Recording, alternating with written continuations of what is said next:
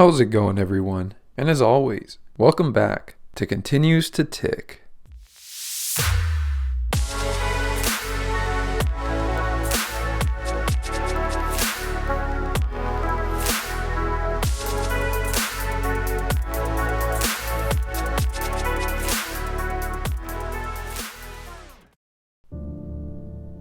So friends, are you discouraged by the markets yet?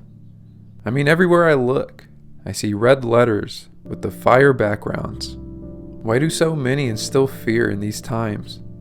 We can feel the uncertainty, but no need to push the agenda. That part does frustrate me a bit. Because you instill fear, and then that fear is unhelpful, as fear-based decisions are often made in poor frame of mind. But I'm here to do the opposite.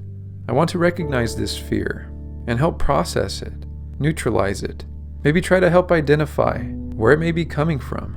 Well, as we know, finances are stressful, right? Lack of money likely leads to a majority of life's problems, whether personal or in relationships. But remember, this is only a single piece of our foundation here. The rest is personal growth, and that includes mind, body, and soul. And yes, as mentioned prior, of course, finances is also only just a part. Many can argue all day to the moon, which is most important to them. But day in and day out, I will always be here to preach mindset as the most important, as a faulty map leads you to the wrong destination every time. Our mind is the captain to our body's sail.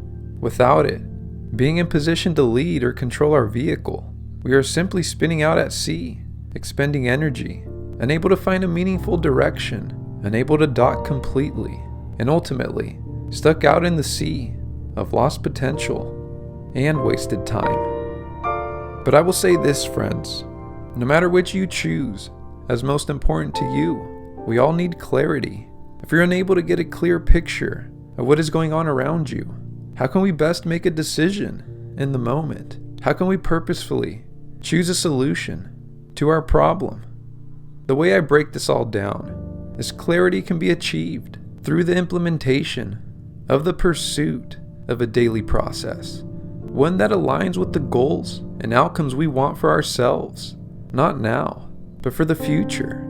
And through this process, this slow and dreadful, rather mundane, but extremely powerful process of attempting to master our day-to-day is when we begin to find purpose, build confidence in ourselves, in a vision, and gather that clarity. But the initial decision to choose to want to be better, this is first a choice, but once decided upon, can have exponential rewards. I've said it before, and I'll say it again here. What would be the point of being wealthy if the rest of us is still broken? The rest of our life is still in shambles, unbalanced, rich but same personal problems, rich but overweight, rich but a horrible partner, rich but lonely, rich but unlovable, pushing people away constantly, rich but plagued by negative self-talk and limiting beliefs all day long. The key here is we don't need to pressure ourselves to achieve self-mastery, but it should be a goal to strive for, because the day you stop wanting to grow is the same day you pour concrete on the frame of yourself today, displaying this same version of yourself to the rest of the world for the rest of your life. Let me rephrase this all like this. Don't allow this market crash to cause you fear. Don't allow the markets to reflect your mood. I recognize the current market crash situation and the possible recession everyone is speaking about around the corner. It's extremely worrisome. But through this concern, make sure your goals are aligned with who you want to be, not today or tomorrow, but the individual you want to be in 3 years, 5 years, 10 years, 25 years from now. Don't set your GPS to stop at the next exit. This isn't the time for short-sighted goals. Get on the highway and grind. Have a direction that you know isn't until for a couple hundred miles away. Get on the highway and don't divert path from your vision. Think, when do I want to retire? And focus on that. How will I retire? Focus on that. What job do I see myself in the next 3 to 5 years? Focus on that. What next do I want to improve about myself today? Focus on that. Pick up a new hobby that you can later monetize one day, and focus on that. How can I be a better partner? Focus on that. These are all examples of investing in self. And when you invest in yourself, it doesn't matter what Uncle Sam is doing. It doesn't matter if the financial circle is trying to panic us. Our vision remains long. We recognize that we have time. We can't be nearsighted in our vision right now. You won't see what you're needing to. If our portfolio is in the red, you're not alone. If our finances are down, fine. But we continue to work on ourselves in all other areas. If you injured your upper body, for example, does that mean you can't work out anymore? No. Instead, you work out your lower body. You continue to improve. But if at the end of the day, you got hammered by the markets and you just can't shake the feeling, it's okay to worry, but we must learn from it. Build towards a defensive financial play. Find the job it's hard to get laid off from, possibly like a state job. Find stocks that aren't as risky and invest into those instead, like blue chip, time-tested dividend stocks. And if you're hurting on your ability to save money, remind yourself to sacrifice and regroup. Recognize all your current income. Know your numbers and budget. You can't lose money if you don't spend it. So hunker down. Don't buy luxuries like that car, the new clothes. Eat in instead of eating out. Get takeout instead of dining in to save money on drinks. Find the ways. Don't constantly get in your own way. Now, the solution to smooth sailing, no matter the season, is we need to think ahead. Think of the future. Plan for today, but also plan for tomorrow. And if it stresses you out, to think ahead, because that's common. Find those that can assist you. Find that coach or mentor who can help. Not with direct answers, but to clear your mind and help you focus on what is important to you. Find clarity in your situation right now. These times can be scary. They sure can be, but they don't have to be scary. Remind yourself of that. Set yourself up for success by planning, reanalyzing your current situation, and restructuring for the long haul. And don't focus so much on just one area like finances. This is volatile currently, and only a piece of this world.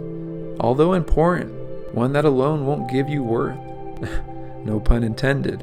Won't bring you lifelong contentment. I'll be the first to admit, I am concerned about the financial world right now.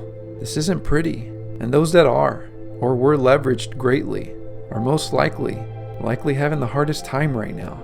And I feel for you, but my point remains. Check in with yourself. See how you're feeling. Find out where exactly your fear is coming from. If it's uncertainty, then let's come up with a plan. If it's concerns of making the wrong move, then slow down and don't make one for a while you break down your long-term goals. There are solutions, and often they are right on the other side of your actual problems. Red markets should not lead to panic. If you haven't sold, you haven't lost. Same with life. As long as you're not gone from this earth, you can still grow and improve. And well, given you're watching this video, you're likely to be a dividend investor in the pursuit for a passive stream of income made of dividends. So your strategy is likely similar to mine. So this all is just a reminder. If not for you, then surely for me. And how about we take a small break to just allow me to say thanks to those that continually come back for the story. It does mean a lot. And if you're new here, consider subscribing to this story. As the record shows, I've been here for a while now, and the story continues to unfold. Also, I just want to say, I'm not a father, but to all the fathers out there, I hope you enjoyed your day yesterday and were celebrated in one way or another. And now, as we keep making our way to wrapping up this week's video, here we are currently in the Jesse's cash flow portfolio at $51,727.60. And it almost feels like we're just going backwards, which I guess technically we are, if you look at the map here. Things have not been pretty. And as you'll soon see here, If it wasn't for the dividends, we would currently not be sitting in the green. We would be having a red portfolio if it wasn't for these dividends. But I'm sure we're all hurting. It's a time right now. I think we're all getting hit. Dividend investors, growth investors, cryptocurrency, real estate might be next. But all in all, with this said, we currently still have a return of 3.63%, and this is a total gain for the portfolio of $928.79. And as you can see, if you look a little closer now, it's not for market gain, because market gain is actually in the red. We're actually down market gain wise for the portfolio, $637.48. And the only reason why we're actually still in the green is because we're dividend investors.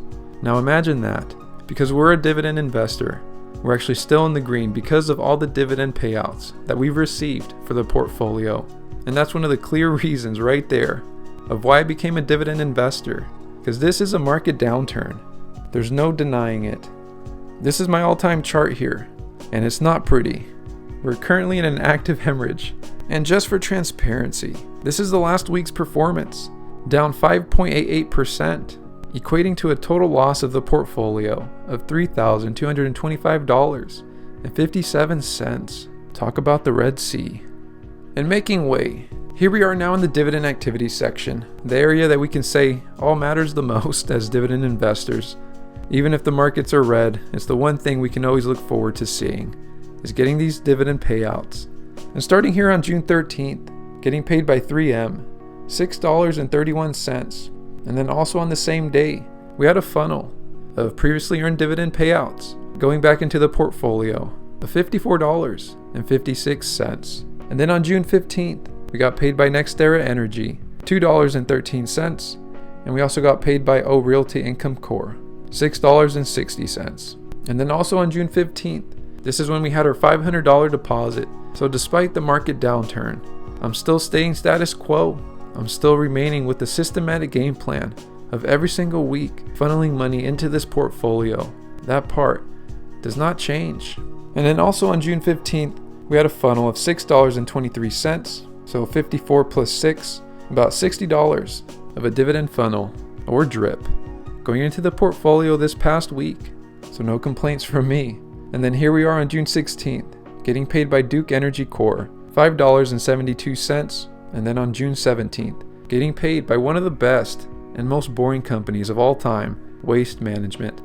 If you don't believe me, just Google their stock and you'll see. Look on the chart all time. They just coast through everything that comes their way, slow and steady.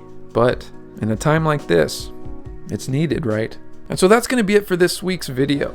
So far, we're staying green, and it's only because of the dividend payouts. So keep that in mind if you're deciding to become a dividend investor or not, or invest more into dividends. There's pros and cons to everything. And even though there's cons to the dividend portfolio and dividend investing, in times like this, the pro, it does shine. And in saying that, it's crazy to imagine we're now in the mid-month of June. Father's Day just passed, and soon enough it'll be July. And just like that, we'll be past the midway point of the year, heading towards December. But that is time, so make sure you're always focused on your plan. Think of the future. Plan for today and plan for tomorrow. It's the only way. It is the only way. But enough with the ramble. We've made it through 7 days, and because of that, we have a high chance of making it through another 7. And as always, I'll be here. And as always, I'll see you then. Take care.